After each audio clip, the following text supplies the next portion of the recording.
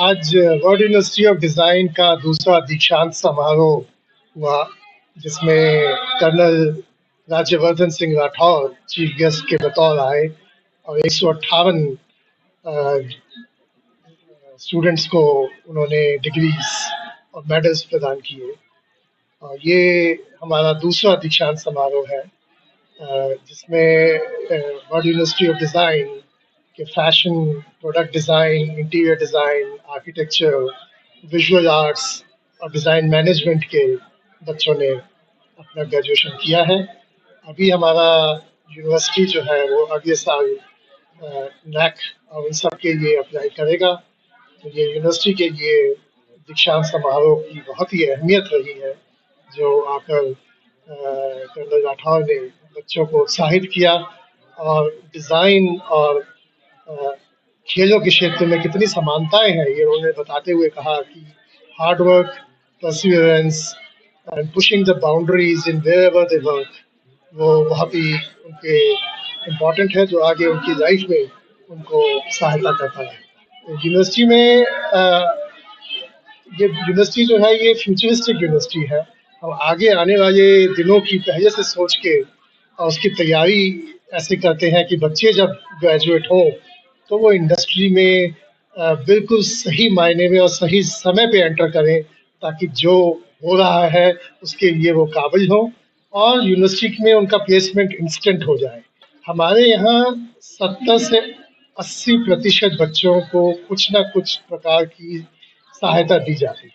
हमारी स्कॉलरशिप्स जो है वो 100% से लेकर और 20-25% तक की स्कॉलरशिप्स हैं। तो हर तरह के बच्चे को हम अपने यहाँ आमंत्रित करते हैं, वो आए।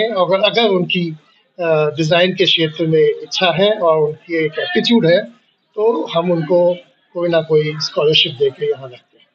यूनिवर्सिटी में मुझे यहाँ आने का एक अवसर आपने दिया, बहुत बहुत धन्यवाद उसके लिए।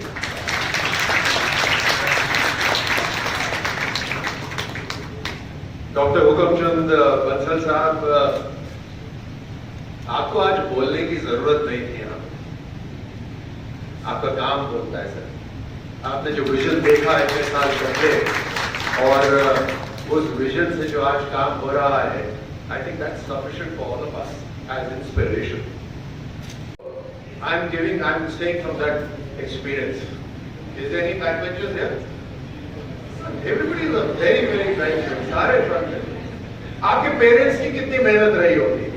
आपके पेरेंट्स आई बिलीव इसको ऑनलाइन देख रहे हैं, उनका कितना परिश्रम रहा होगा, कितनी मेहनत रही होगी। आज वो कितने खुश होंगे कि आप पास आउट हो रहे हैं। एक तरह से एक फेज आपके जीवन का समाप्त हो रहा है, एक नया फेज शुरू हो रहा है। So give a very big applause to yourself. कितना परिवर्तन आया है, खेलों की एपियरेंस, ड्रेसेस में कितना परिवर्तन आया, उससे परफॉर्मेंस में कितना फर्क आया है, स्टेडियम डिजाइनिंग कितना अलग हो गया है। An architect who designs a standard building cannot be an architect for sports infrastructure. There are different requirements. Somebody who designs fashion for day-to-day work cannot design sports apparels. आप जो design सीख रहे हैं अपने जीवन के अंदर, उसका स्कोप और उसकी यूटिलिटी अपार है। जीवन का हर एक सेगमेंट, हर एक चीज जीवन की, वो कहीं ना कहीं आप जैसे लोगों से जुड़ी हुई है, आप जैसे लोगों के डिजाइन से जुड़ी हुई है। अगर हम इंटेलिजेंस क्या होती है, आप सब पढ़ लिए अभी और आप डिग्री भी आ जाएगी हाथ में, तो आप सही एक तरह से आप बोलोगे you have all the intelligence that is required.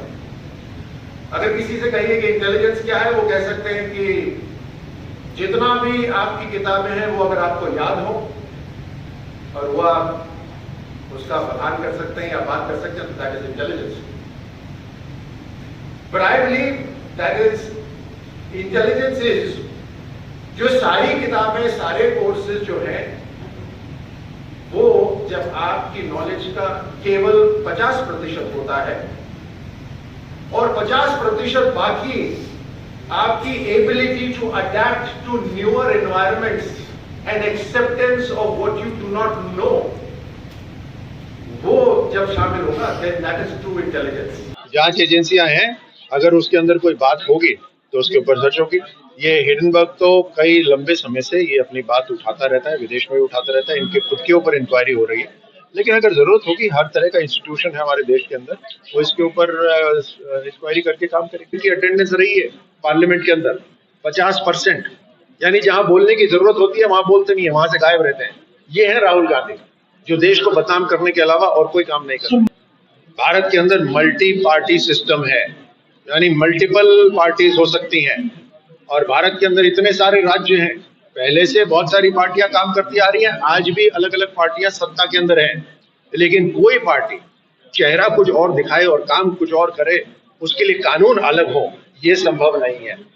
कानून जो होगा वो अप्लाई होगा वहां पर। अगर इन्होंने घोटाला करा है, अल्कोहल के अंदर, दारू के अंदर घोटाले करे हैं, इन्होंने पॉलिसी बदली है, तो उसका सामना करना पड़ेगा। इनको अगर पे ऑफ हुआ है तो इसको कोर्ट के अंदर इनको सफाई देनी पड़ेगी, इन्वेस्टिगेटिंग एजेंसीज को सफाई देनी पड़ेगी। ये वो कांग्रेस कह रही है जो सेना अध्यक्ष को गली का गुंडा कहती थी। ये वो कांग्रेस कह रही है जिन्होंने इस देश के अंदर आपातकाल लगाया। ये वो कांग्रेस कह रही है जिन्होंने हर तरह से दंगे कराए पूरे देश के अंदर। पंजाब के अंदर जो हिंसा थी वो इन्होंने शुरू कराई, जो आतंकवाद था वो इन्होंने शुरू कराया। तो हर समय कांग्रेस सिर्फ केवल अपने सत्ता के लिए भारत को, समाज को डिवाइड करके उस पर रूल करने के लिए काम करती है। वो साफ दिखाई दे रहा है। ये सेना का सम्मान कभी नहीं करते थे।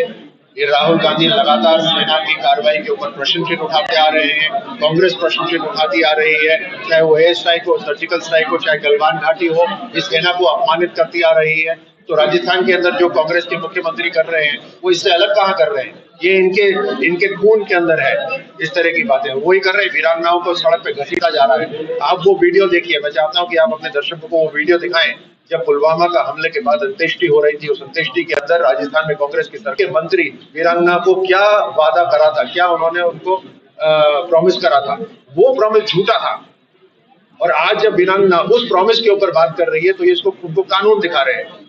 तो झूठे वादे करते हैं, चाहे वो बेरोजगारी भत्ता हो, चाहे वो किसान के लोन माफी हो, चाहे वीरांगनाओं की बात हो, झूठे वादे करती है। हम यही बता रहे हैं कि झूठी पार्टी है। भारत सरकार के खेल मंत्रालय ने जो रेसलिंग फेडरेशन है उसमें एक कमेटी को लगा दिया है। कमेटी संचालन भी करेगी और पूरा इन्वेस्टिगेशन भी करेगी इस मामले पर, और जो सच्चाई है वो आपके खिलाड़ियों के देश के सामने होगी।